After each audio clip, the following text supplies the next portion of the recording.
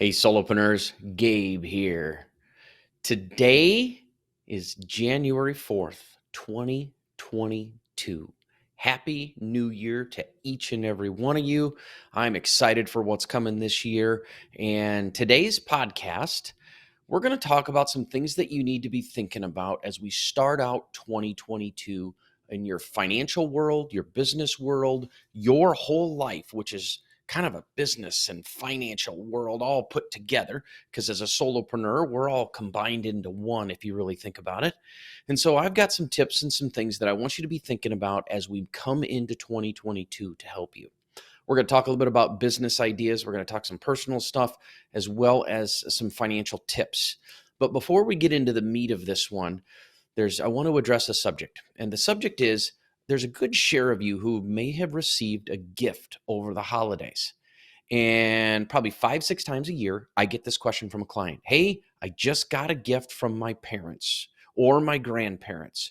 What do I have to do tax-wise? That has a tendency to kind of freak us out a little bit if we haven't had that happen in the past. And so what I like to tell people is this. One, you need to understand anybody can give anyone else up to $15,000 per year free. No issues, no nothing. When you receive the gift, the second thing I want you to know is when you receive the gift, that's a tax-free gift to you. A gift is a gift. You don't have to file anything. You don't have to do anything. You can take and use that money for what the gift or the gifter, your parent, your grandparent was intending for you to do was maybe they wanted you to go pay off some debt. Maybe they wanted you to go buy a car. Maybe they wanted you to just use that money and build up your savings, whatever that purpose is. I want you to understand that that's not a taxable event for you, nor do you have to really do anything. Now, let me give you a little background. You can give up to $15,000 to anybody for any reason throughout the year. I just said that. But if someone starts to give more than that, it's an onus on the gifter, your parent, your grandparent, to then consult with their CPA to see if they need to file a gift tax return. Now, there's certain rules that the gift tax return needs to be put into place. And if that is in the place, it's really not even that big of a deal either. It's just a notification to the IRS that says, hey, by the way, we gifted more than $15,000 this year. It's going to then come off of their lifetime exemption when they die. Well, the current lifetime exemption for someone to basically pass to the next generation free of estate taxes, now this could be subject to change, is $5.5 million per person. So it's going to take a while for a good share of people to gift away things to where it's really going to be much of a problem at their death, unless they're worth a whole ton of money. So I just want you to understand the simple answer when you get that gift, which if you do, then fantastic. Make sure you write a really nice thank you letter to your parent or your grandparent for that, because that's a huge leg up that I have seen in my practice over the years, that when parents and grandparents gift money down, especially to the other generations when they're younger, it's amazing how much of a leg up that gives them. Keep in mind, it's really not a taxable event to you, and the person gifting may have to do a gift tax return. So just want to give you that little piece of information. So let's go back on to the things that we need to be thinking about for the 2022 year as we go. And so you're going to want to take some time to revisit and adjust the following. One, what is your vision? Has your vision changed as to where you're trying to go with this business that you're running, with the life that you're building, the things? Are those visions changing? Like, do you still want to own the beach property, or do you want to travel the world more? Do you want to start another company, or do you want to chill a little bit? What is your vision as to where you're going? Revisit your mission. Is your mission to serve people in a certain way?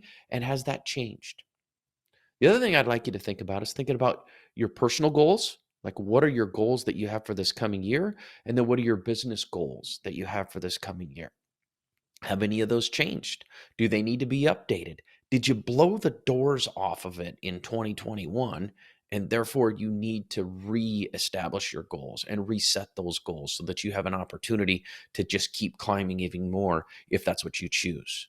And then the last thing you're going to want to do is take a look at that and say, okay, what are the action items and the habits that I need to start to form to make my vision come true and to achieve the goals that I have personally and business. It could be something as simple as you should go and increase your SEP IRA contribution or your solo 401k contribution or your simple IRA contribution by another $100 a month or another $200 a month.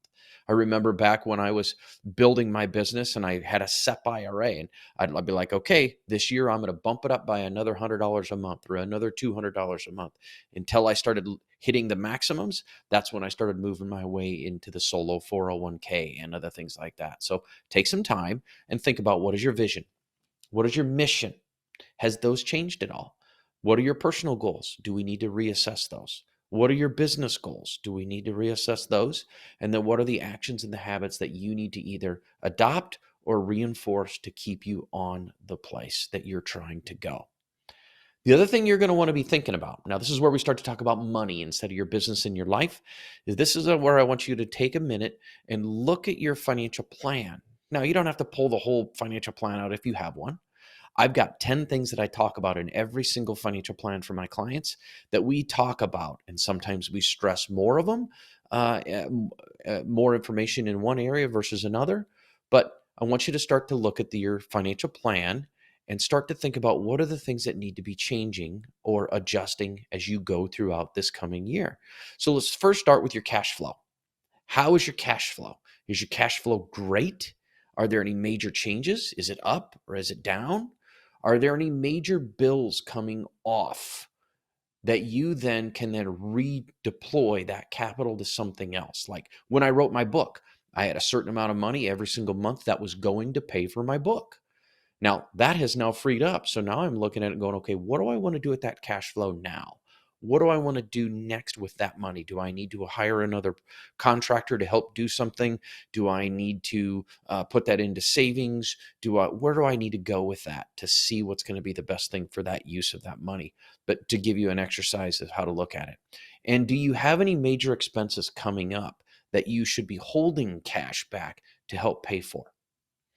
The next thing that I bring up all the time is going to be purchases, vacations, things like that, that is going to take some cash. And so, are there any major purchases coming up for your business or your personal life? Are there any major vacations coming up, or do you want to book a major vacation so that you can then take your family on that trip? And so what you're going to want to do is start to plan those things in your budget. Next thing you're going to look at is your debts. I mean, where is your debt piece at? Have you paid some things off in this last year? Or do you have, are you paying stuff off this year, which means this coming 12 months, you're going to see something get paid off and you'll have the cash flow left over? Or do you need to look at some type of a refinance? Over the course of the last couple of years, the interest rates on our mortgages have just continued to go down and down and down. And so I've been advising clients to refinance their mortgage. If you haven't done it and you're sitting at an interest rate that is 4% or higher, you probably better look at it again, because there's a really good chance you could save yourself a heck of a lot of money or reduce the amount of years that are on your mortgage, which means you have your house paid off sooner. Next thing is savings. Revisit your savings, your emergency savings.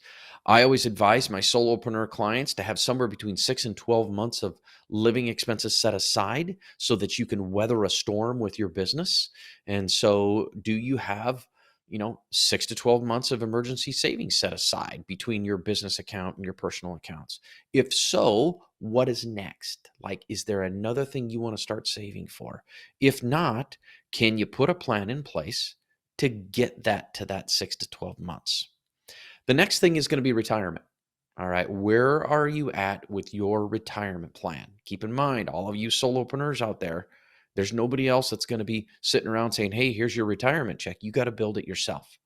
So is this the year that you need to max out your SEP IRA? Is this the year that you need to adopt a solo 401k so that you can really put a lot of money into it? Is this the year that you need to just add another $100 a month to your simple IRA or your solo K? Or is this a year that we need to max out profit sharing or even consider a pension plan for yourself? Start to look at that. It could be something as simple as increasing by $100 a month, or it could be something as complex of reaching out to someone like myself and exploring whether we should put a pension in place to put a ton of money away and save a ton of money in taxes so that you can retire sooner if that's what you want to do. The next piece that I always talk about is education. If you've got kids and you want to pay for them to go to college, or at least help them pay for college, then where are you at with your 529 plan contributions or your Coverdell education savings accounts? Now, I'm a bigger fan of 529 plans, but where are you at with your 529 plan contributions? Do you need to increase those or do you need to decrease those? Run some numbers to see if you're on pace to be able to pay for your kids to go to college or whatever the value that you're trying to do, or is there some improvement that needs to be made there? Next piece of the puzzle I always look at is risk management. Now, risk management falls into this insurance world, which no one ever really likes to talk about, but it falls into the insurance world of life insurance, disability income insurance, health insurance, and then I lump in the health savings account into the risk management piece for that ability to build up money to pay for your deductibles, etc. Do you need to revisit your life insurance? Do you have 5 to 10 times your annual earnings to at the time of your death to pass to your spouse so that he or she or whoever your significant other is or your family to make sure that they're taken care of in the event that you're no longer here? Have you reassessed your disability income piece? Now, that's a thing that's kind of hard for solopreneurs, especially the ones who not sit around, I should rephrase that, who work from home and are able to pretty much delegate things for a lot of people to take care of. If that's the case, you need to reassess and kind of think about, do you truly need the disability income insurance? Or is it a nicety or is it a needity? Meaning, is it nice to have or do I need to have it? And that's something that you're going to want to then enlist a professional to have a conversation about. Make sure that you talk to somebody who is not just essentially going to try to sell it to you, but to help you understand, do you truly need it, and to have that conversation. And then we're talking health insurance. Health insurance is super important these days, and it's also super expensive. But you got to make sure that you have the protection in place so that in the event that something does happen and you need a major surgery, that you don't end up going bankrupt. So what I would advise you to do is revisit your health insurance. Can you increase to a higher deductible and then give yourself the ability to put more money into your health savings account? Or do you need to switch from a PPO type plan to a high deductible plan, which allows you to go into the health savings account? I'm a huge fan of the health savings account if you haven't figured that out. The other piece of the puzzle that you want to look at is you want to look at your portfolio. How are your investments doing? Realistically, they probably are doing fantastic. The 2021 year was another great year, but has your portfolio had some good diversification? Does it need to be rebalanced? Do you need to get back into, let's just say you're a moderate risk portfolio and you got a 60% equity allocation and a 40% bonds and cash allocation? Are you accidentally, because the market's been so good, 80% equities and 20% bonds and cash? Do you need to rebalance? So revisit that to see, is your portfolio matching what your risk tolerance is? Because we will have a downturn sometime in the next couple of years, I would think. I've been thinking that for a while, but when that happens, you want to be prepared for it so that you can rebalance your portfolio and make sure that it's going to be invested the way you want it to be, and to get it into the risk tolerance that you are at so that you can continue to sleep at night while that portfolio flies all over the place, which it has a tendency to do. The next thing you want to think about is your taxes.